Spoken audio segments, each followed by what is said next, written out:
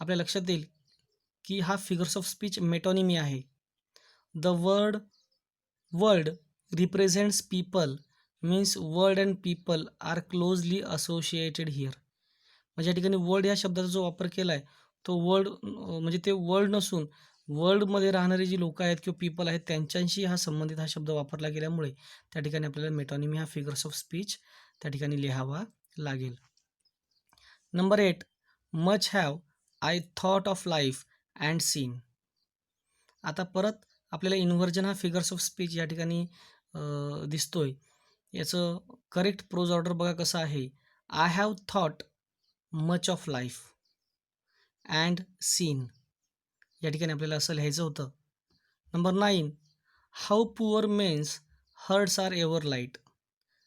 This is the example of metaphor that indirect comparison is between heart and light.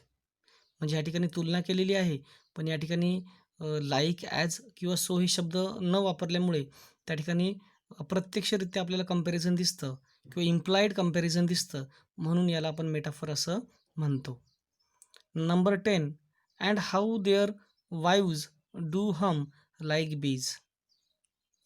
आता या ठिकाणी आपल्या लक्षात येईल इथे परत लाईक हा शब्द यूज केल्यामुळे हा सिमिली हा फिगर्स ऑफ स्पीच तयार होतो. याचं एक्सप्लेनेशन आपण बघूया. The wives are directly compare to bees so this is simile. Wives म्हणजे त्या ज्या बायका आहेत त्यांची डायरेक्ट तुलना ही मधमाशांशी केलेली आहे, म्हणून हा फिगर्स ऑफ स्पीच सिमिली बनतो. Number 11, and how their wives do hum like bees. Line same आहे, पण या ठिकाणी तुमच्या लक्षात येईल की कविता शिकवताना मी तुम्हाला सांगितलं होतं की हम म्हणजे गुणगुणणे, म्हणजे आपल्या मुखामध्ये किंवा तोंडातल्या तोंडात गाणं गुणगुणणे की ज्याचा परफेक्टली आवाज प्रोनाऊन्सिएशन होत नाही. सो याचं एक्सप्लेनेशन बघा कसं असेल. हा figures of speech onomatopoeia आहे आणि याचं स्पष्टीकरण the natural sound hum is used here. अशा पद्धतीने आपण लिहू शकतो किंवा the natural sound hum is used here for musical effect or poetic effect. Number 12, so when I hear this poor ones laugh and see the rich ones coldly frown. या ठिकाणी first figures of speech आहे तो म्हणजे अँटिथेसिस. First लाईनमध्ये आपल्याला poor आणि second लाईनमध्ये rich हे दोन शब्द एकमेकांच्या विरोधात यूज केलेले आहेत, म्हणून ज्यावेळेस कवितेच्या लाईनमध्ये किंवा एक किंवा दोन लाईनमध्ये जर विरुद्धार्थी शब्द येत आहेत किंवा दोन लाईन किंवा दोन स्टेटमेंट एकमेकांच्या विरोधात लिहिले जात आहेत त्यावेळेस अँटिथेसिस हा फिगर्स ऑफ स्पीच त्या ठिकाणी बनतो. याचं स्पष्टीकरण बघा.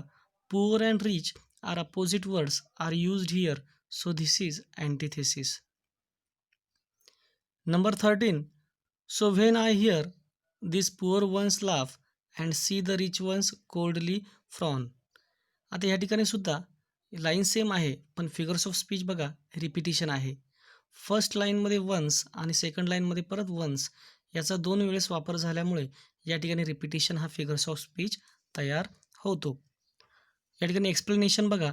The word ones is repeated twice here so this is repetition. Number 14, poor men think I need not go up.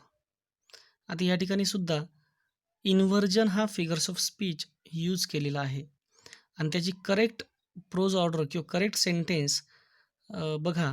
I think poor men need not go up. अशा प्रकारे आपल्याला ती लिहायची असते.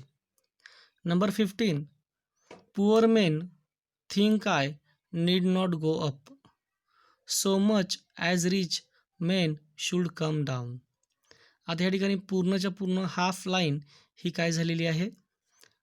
हाफ ऑफ लाईन किंवा most of line ही दोन्ही lines एकमेकांच्या काय आहेत कॉन्ट्राडिक्टरी आयडियाजमध्ये आलेल्या आहेत, अपोजिटमध्ये आलेले आहेत. So this is antithesis. Poor men need not go up की जे गरीब लोक आहेत त्यांनी वर जाऊ नये. And rich men should come down आणि जे श्रीमंत लोक आहेत त्यांनी खाली आलं पाहिजे. म्हणजे गरिबाने श्रीमंत होऊ नये किंवा श्रीमंताने गरीब व्हावं. म्हणजे ह्या ठिकाणी दोन are opposite lines used here. दोन कॉन्ट्राडिक्टरी आयडियाज यूज केल्यामुळे या ठिकाणी अँटिथेसिस हा फिगर्स ऑफ स्पीच तयार होतो. Number 16, when I had money, money ओ. आता ही लाईन ऑलरेडी आपण पहिल्या स्टॅन्झामधल्या पहिल्या लाईनमध्ये बघितलेली होती, की त्या ठिकाणी रिपिटिशन होतं आणि ही लाईन परत रिपीट झाल्यामुळे ती मी परत काय केलेली आहे, या ठिकाणी आपण ती लिहिलेली आहे. The word money is repeated twice, so this is repetition.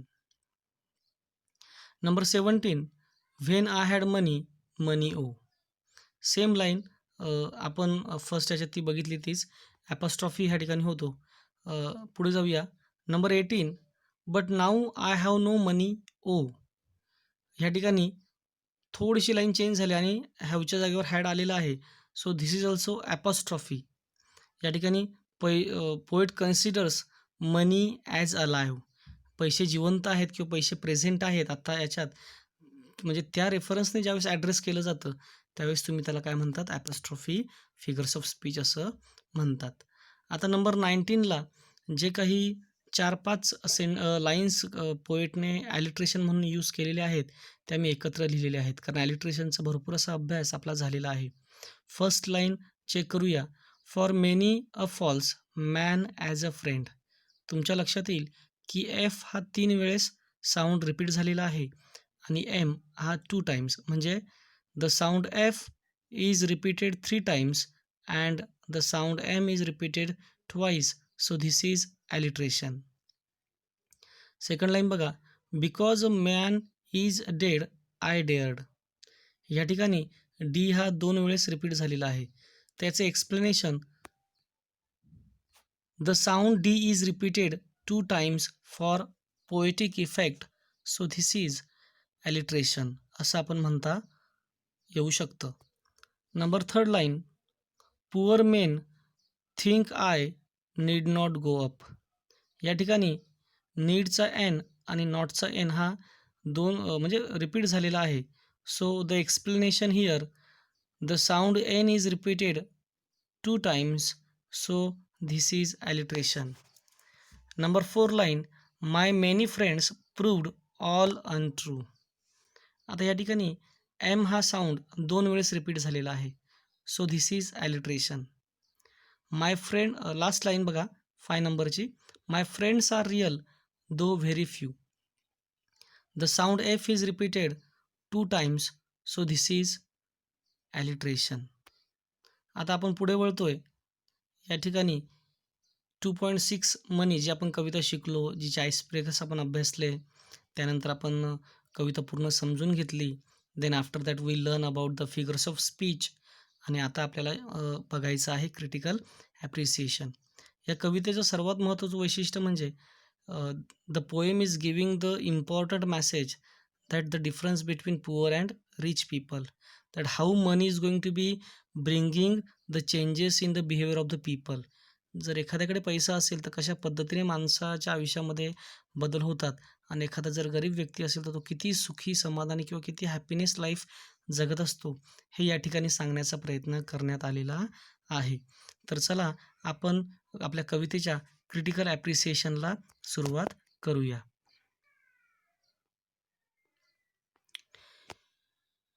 About the poet.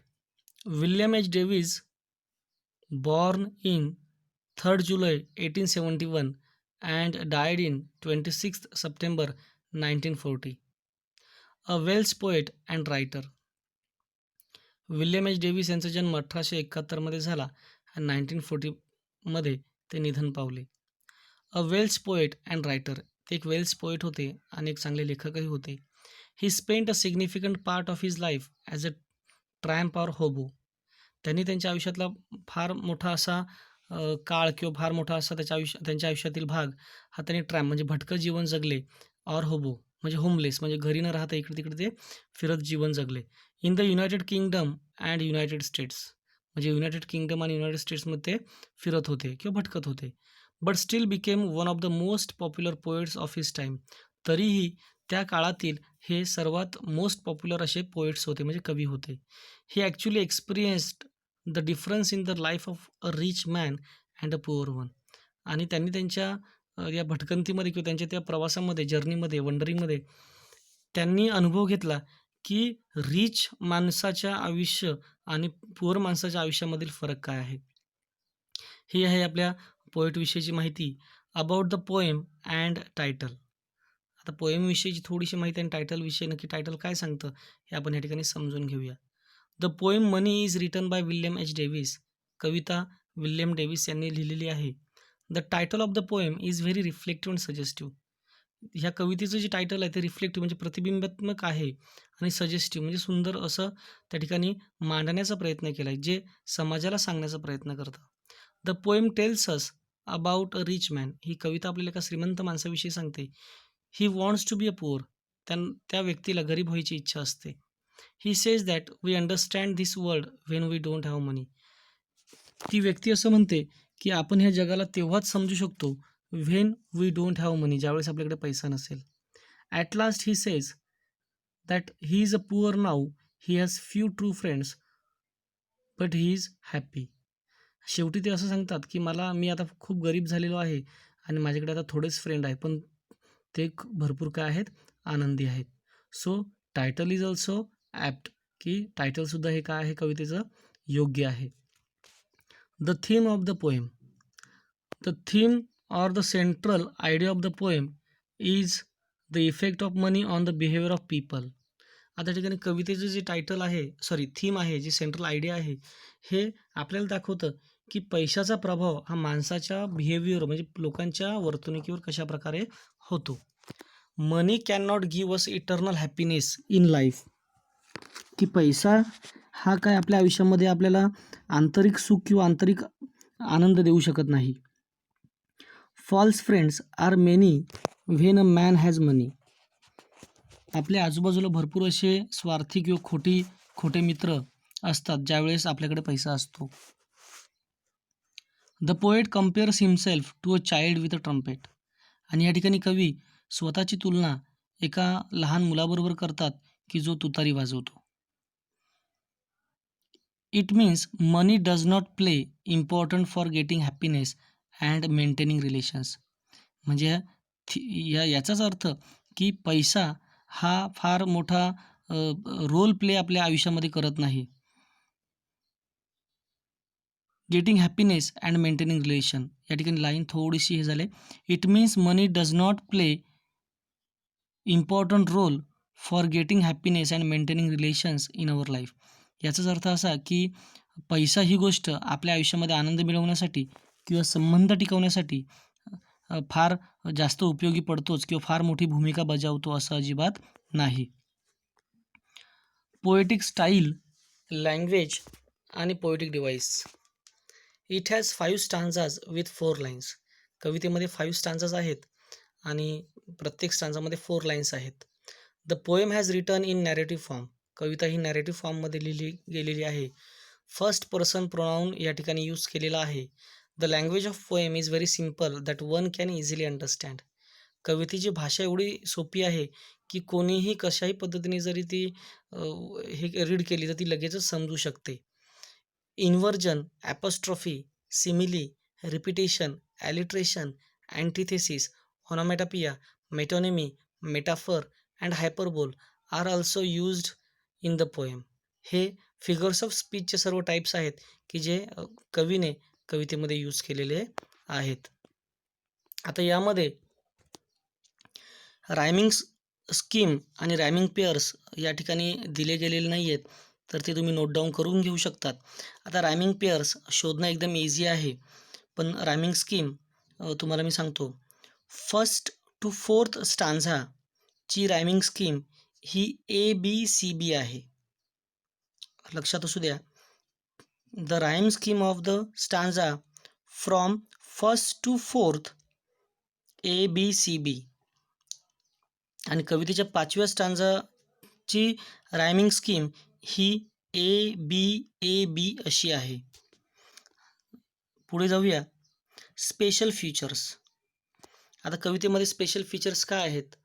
The special feature of the poem is that the poet use so many imageries. कवितेमध्ये भरपूर अशा इमेजरीज वापरल्या गेलेल्या आहेत. त्यामध्ये केम नॉकिंग ॲट डुअर, त्यानंतर trumpet, त्यानंतर dead man, poor man, rich man, अशा प्रकारचे इमेजरीज वापरले गेलेले आहेत. The subject of poem is related to our ordinary life. Ordinary म्हणजे सिम्पल लाईफ, की कवितेचा जो विषय आहे तो आपल्या सामान्य जीवनाशी संबंधित आहे. It tells us the truth of human relationship and experiences of life. आणि कविता ही आपल्याला मानवी संबंध आणि आयुष्याचे अनुभव सांगण्याचा प्रयत्न करते. Message, values, morals in the poem. आता या कवितेमध्ये काय मेसेज आपल्याला मिळाला ते आपण थोडक्यात बघूया. The message of the poem is that money can't bring happiness in life. कवितेचा सर्वात महत्त्वाचा संदेश असा आहे की पैसा हा आपल्या आयुष्यात आनंद आणू शकतोच असं नाही. It invites selfish and false people in someone's life. It म्हणजे money invites selfish and false peoples in someone's life, की पैसा ही अशी गोष्ट आहे की स्वार्थी लोकांना आणि खोट्या लोकांना एखाद्याच्या आयुष्यामध्ये आणते किंवा आमंत्रित करते. But happiness gets in a simple and poor living lifestyle. पण या ठिकाणी कवी सांगतायत की जर आपल्याला आनंद मिळवायचा आहे, आनंद पाहिजे, तर ते फक्त सिम्पल म्हणजे साधे आणि पुअर लिव्हिंग म्हणजे गरीब परिस्थितीमध्ये किंवा गरीब जीवनामध्येच आपल्याला ती मिळू शकते, म्हणजे आनंद आपण मिळवू शकतो. So we can't evaluate anyone by the rich life or poor life. म्हणूनच आपण कोणाचंही आयुष्य किंवा कोणाचंही इव्हॅल्युएशन, कोणाचीही त्या ठिकाणी परीक्षण हे त्याच्या श्रीमंतीच्या आयुष्यावरून किंवा गरिबीच्या लाईफस्टाईलवरून आपण त्याची परीक्षा घेऊ शकत नाही किंवा त्याच्यामध्ये मोजमाप करू शकत नाही. Your opinion about the poem. I think this whole poem tells us about the rich man who wants to be a poor man. आता या ठिकाणी लक्षात घ्या, your opinion about the poem म्हणजे स्टुडंटना स्वतःचं एक मत या ठिकाणी पर्सनल रिस्पॉन्स मांडायचं असतं, स्वमत मांडायचं असतं. लाईन रिपीट करतो. I think this whole poem tells us about the rich man who wants to be a poor man. ही कविता अशा व्यक्तीविषयी सांगते की जो श्रीमंत असतो खूप, but who wants to be poor man, पण त्या व्यक्तीला गरीब बनायचं असतं.